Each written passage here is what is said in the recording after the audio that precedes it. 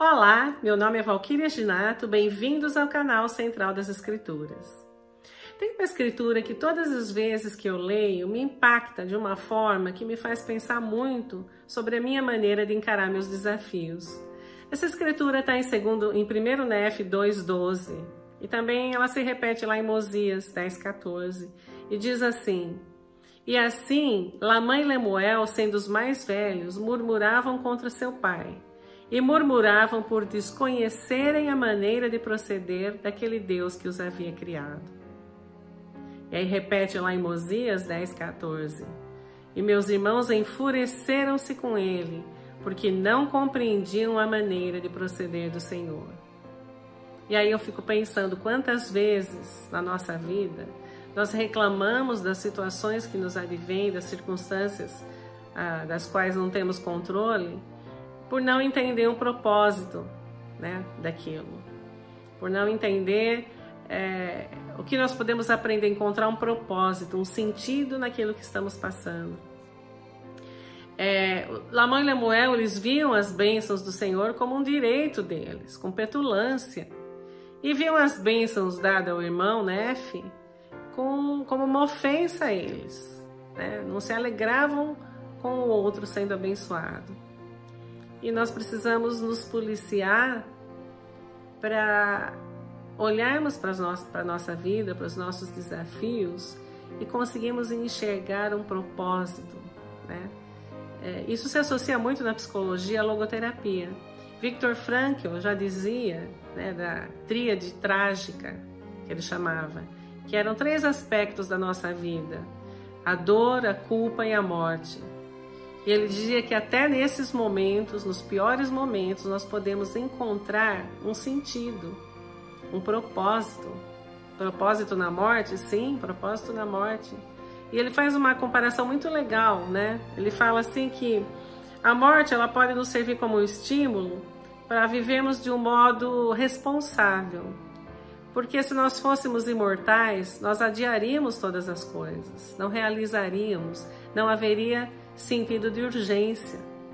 E ele diz assim: se não eu, quem? Quem fará? Se não faço, ou se não for agora, quando? Então saber que existe um fim, um tempo, nos traz urgência e aí nos obriga a realizarmos as coisas. Traz um sentido. Ele conta a história de que foi relatada ele por uma diretora do hospital em Houston, no Texas, diretora de enfermagem desse hospital, contou que existia uma paciente de 16 anos que estava paralítica do pescoço para baixo. E nesse momento de dor, dificuldade, ela encontrou sentido. Ela datilografava com uma vareta na boca cartas para as pessoas. E ela lia os jornais, assistia aos noticiários, e sempre que ela identificava alguém sofrendo, ela datilografava com a boca cartas de consolo, de alívio para esses que sofriam, porque ela entendia o que era o sofrimento. Em meio ao seu sofrimento, ela encontrou um sentido, um propósito. Então, é isso que é compreender a maneira que Deus age. Sempre que passamos por dor, mesmo na culpa, quando sentimos culpa, existe sentido e significado naquela culpa, porque nos leva, nos motiva a repararmos aquele erro, e a sermos pessoas melhores. Então, quando nós aprendemos a olhar a nossa vida com sentido, quanto mais nos aproximamos do Senhor e olhamos assim, mais nós vamos aprendendo a compreender a maneira de proceder daquele que nos criou. Paramos de reclamar. Quando a gente reclama e murmura muito, a gente está longe de compreender o nosso Pai. E nós podemos fazê-lo. Para encerrar, eu queria citar as palavras do Elder Dale Bringland, que diz assim, que um dia esse sofrimento todo vai acabar. Então ele diz assim: graças à expiação de Jesus Cristo, no final, no plano eterno das coisas, não haverá injustiça. Tudo que é injusto nessa vida pode ser corrigido. Nossa situação atual pode não mudar, mas por meio da compaixão, da bondade, do amor de Deus, todos receberemos mais do que jamais conseguiríamos ganhar e mais do que jamais teríamos esperança de obter.